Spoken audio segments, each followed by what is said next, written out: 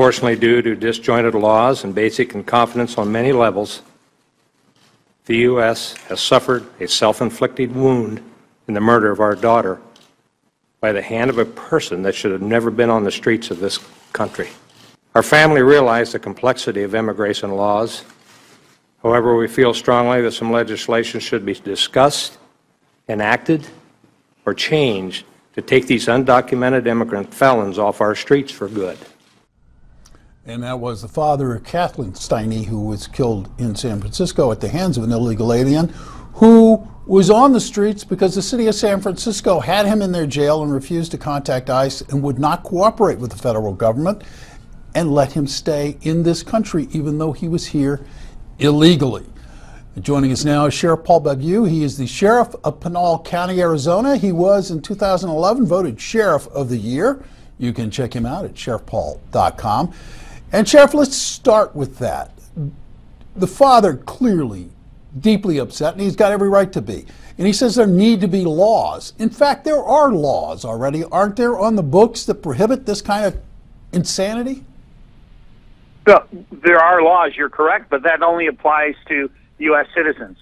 And this is what's so outrageous about this, and not just this father, and our heart breaks for him. He's walking with his daughter in Pier 14, popular tourist area in San Francisco, gunned down by a 5-time deported illegal, right, who had 7 felony convictions. This guy had no right, no business being in this country, and he's a poster child, an example for all of what's wrong with immigration in America and what President Obama, Eric Holder, the current AG, and Jay Johnson and Napolitano before him have gutted our immigration law to the point that they have far stronger rights, including the criminals, the most serious offenders of criminals who don't even have standing, legitimate standing in our country, commit murder, rape, kidnapping, and what happens to these guys? They're released back into not the streets of the country they came from, in our communities. And so what do we suspect is going to happen? And so more of this is to come, and sadly, and thousands of victims will be victimized with this intentional, what is deliberate indifference by this president and his failures on immigration and to enforce the law. We don't have to be psychics to say they're going to happen. We can state definitively and absolutely that it has happened over and over and over again. And if this were the first time it happened, maybe we could concoct some kind of excuse, but we can't hide behind it. And in fact, I don't know if you heard the comments from the White House spokesperson Josh Ernst yesterday, who said that the problem with sanctuary cities is the GOP's fault. What's your reaction to that one? That's absolute insanity. He'd never make it as a cop or a detective, because that's like blaming law enforcement for local criminals committing crimes.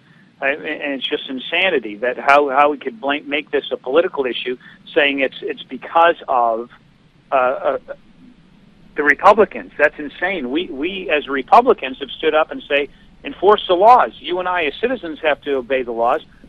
Of course, people from foreign countries who have broken the law to get here shouldn't be immune from them.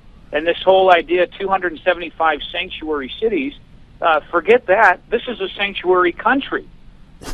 ICE, there is no law because there's no consequence for breaking immigration law. No, and a lot of people feel that way. Clearly, this is an opinion that resonates throughout the country, because I think Donald Trump shocked people when he came out with his statements on immigration.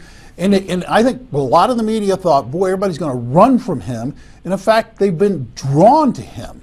And he's down at the border today taking a look at the situation. And you have a perverse situation where the National Border Patrol Council has backed away from hosting him as an official host.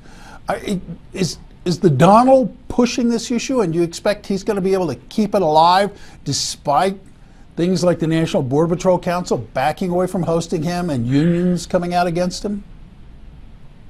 Well, I think he thrives off of it, to be honest with you, as we all know. And this is an issue, regardless if you're for Donald Trump or not, that's frustrated so many Americans. You don't have to be a Republican to care about the fact that all this lawlessness is going on. Every good, decent American that abides by the law should be outraged by the fact that the very foundation of our country, the rule of law, has been undermined by this president, Obama.